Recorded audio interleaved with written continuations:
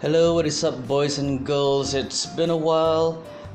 Boys and girls, goddammit, there are hardly any women watching this channel. Anyway, so it's been a while, and as promised weeks ago, that I'll be starting a series of videos calling Playing on a Budget. This is meant for card fighters who want to enjoy Vanguard but don't really have the big budget to own or to obtain top tier cards to make their deck amazing. So for today, I'll be sharing you guys my budget build for the Overdressed Trial Deck Volume 1, the one with Lorne in it.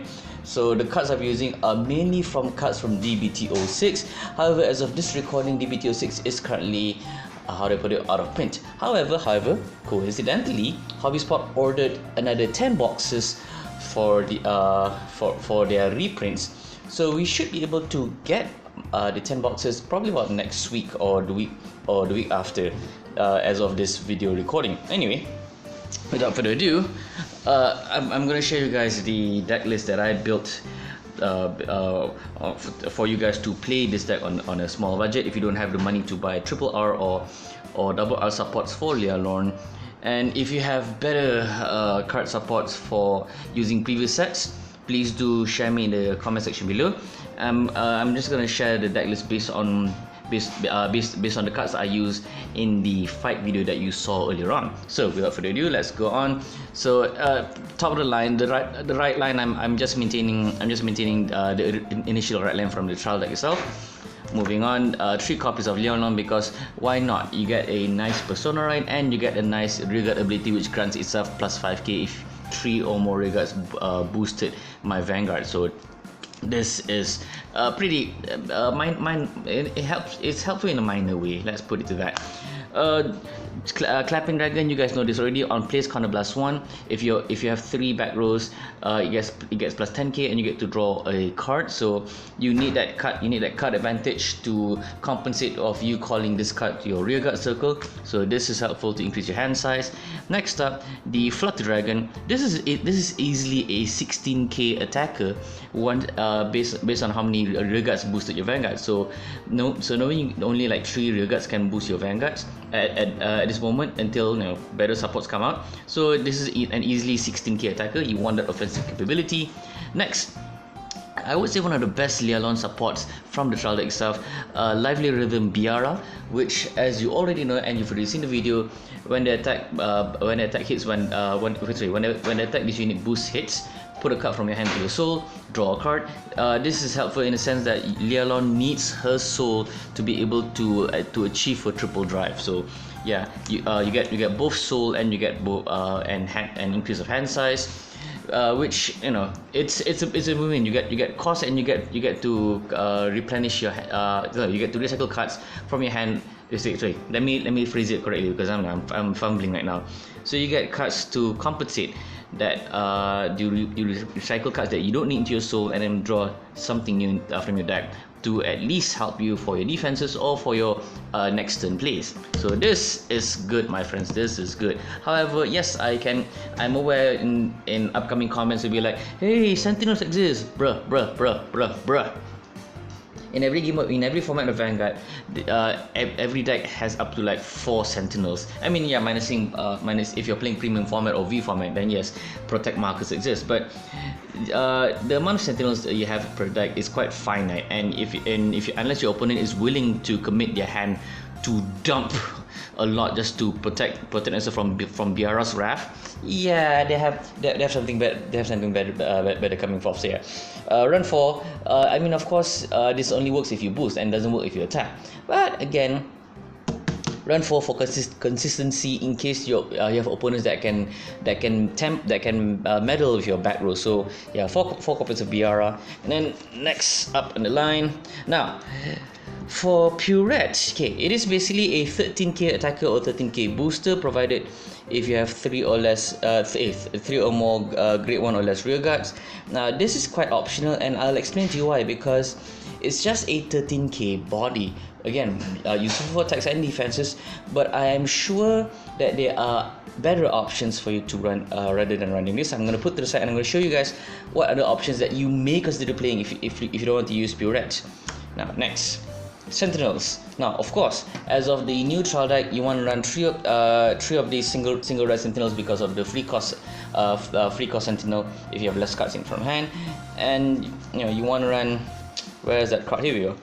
The Blitz Order Elementaria Sanctitude, because again, Great Force exists. Again, natural triple drive exists. The drive plus one doesn't count, but yeah, natural triple drive exists. So you want to avoid. You want to play safe in case your opponent runs a Great Four or cards that has natural triple drive. Again, not the plus one. So no brainer. You got to run this. And then Theodore. Now, just run 3 Theodore. I mean, I know the temptation of getting 4 another copy by buying another trial deck is there, but Theodore only works if you discard during your right phase. Other than that, you can just use it as a discard fodder for Lialon's cause, or discard fodder for Sentinel, because it's only useful for that part. However, I do hope that by the time BT07 comes out next week, there should be much more better common or single rare supports that can replace Theodore's space in this deck. Now next, one of the best cards, one of the best Lialon cards for BT06, which is the Happy Dreaming Festival. Now, the ability is that by paying 1 counterblast, check top 7, choose up to 2 grade 1 or less rear guards, and call them to the rear guard circle. This, my friends, is a good filter. Okay, I mean, I'm not gonna overemphasize it. This is meant for Lialon. This is meant to help Lialon to assure that you can pull a trigger. So of course you shouldn't be running you shouldn't be running 4 orders, because you can only play 1 order per turn. But just run 4 for consistency's sake. And I mean, of course, you may opt to run only 2 copies if you want to, unless somehow there are future supports that will allow you to play more than 1 order per turn. So fingers crossed, let's hope that exists. Next is the order card, Sweet Dreams that become Sweets that become an evil dream. Now this, I do not really, I kind of recommend you to play this, just because that number one, you get not say a +1, it's just a 1-to-1 exchange, but at least you can have a, not filter, you can have a scry. Is a Magic the Gathering term which will allow you to check the top card of your deck. So in Vanguard term, this is actually quite useful, where you can check the top card. If it's a trigger, leave it at the top. If it's not, if it's a trigger, leave it at the top. If it's not, you can put it to the drop zone. So it's a good trigger filter. Again, you may run up to 4. I mean, I ran 4 just for shits and giggles, and also it's basically a discard fodder anyway if I can't use it more than once.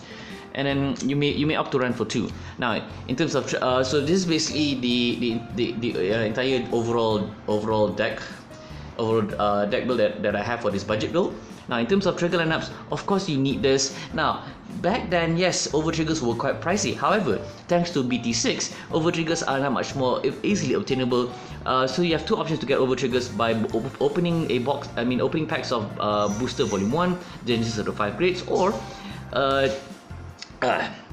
the latest, which is BT06 Dragon River. Yeah, I mean, basically BT06 and BT01, you are assured at least to get 1 over trigger. So this is not that hard to get anymore. Even in the secondary market, it used to be about what, 50 to 80 bucks, but since it's easily obtainable right now due to reprints, so you can see it in between 30 to 50 ringgit.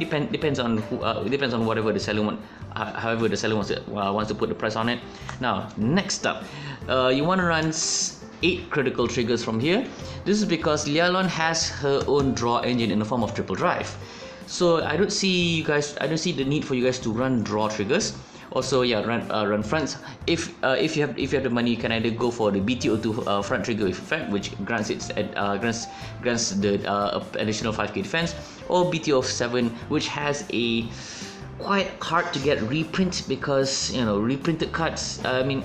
Reprint rarity is kind of tricky to pull out. It's like one a box, so I know it's still gonna be quite pricey in the secondary market. But hey, whichever floats your boat. But yeah, my recommendation: run 8 crits, 3 fronts, just because you don't need to run a draw trigger. You'll deck out even faster, of course, for heal triggers. Now, before I end this video, let me share to you guys cards that you may replace with these 6. Now, if let's say you don't want to run Purette, you may want to run, where is it? You may want to run 2 copies of Yield Elf, because Now, when I was playing in that video, I realized that I have quite a number of reserve counterblasts. So might as well you may want to run these two just for the need of a draw engine, and then other than that, yeah, actually, yeah. Other than that, you might instead you might want to run 4, just because. Okay, hold on. What am I thinking? This is heavy counterblast, my friends. Here we are. Makes more sense. Give me a sec. Let me just fix it a bit here. Makes much more sense. Now, few options. Either A, run 3 yield elves, and or run 3 purettes. This is because, okay, now in case you run out of counterblast, at the very least you have, okay, wait, hold on. In case you run out of counterblast, at the very least you have 13k bodies to at least use it for offensive purposes or boosting purposes. So yeah, I mean, it works either way. Depends on how you want to play it. But for me, I like to keep things consistent and even. So if you have any other better card suggestions to improve upon this deck, now remember, this video is meant for people who want to play Vanguard in a small budget. So I would appreciate if you guys can suggest to me a better budget option to help Vanguard players to further make their decks amazing in low budgets. Now I hope to see you guys again in the next video. I'll be doing the Dark State deck, and then, you know, we can share thoughts and ideas on how to improve the deck. Again, try to suggest cards that are either of the common rarity or of the single rarity, or if we're gonna go a bit crazy, maybe some PR cards, who knows. So yeah, leave your thoughts and suggestions in the comment box below. I appreciate the cooperation you guys will give me, because again, a community works better if we communicate and help each other rather than being assholes. So see you guys again in the next video. Goodbye.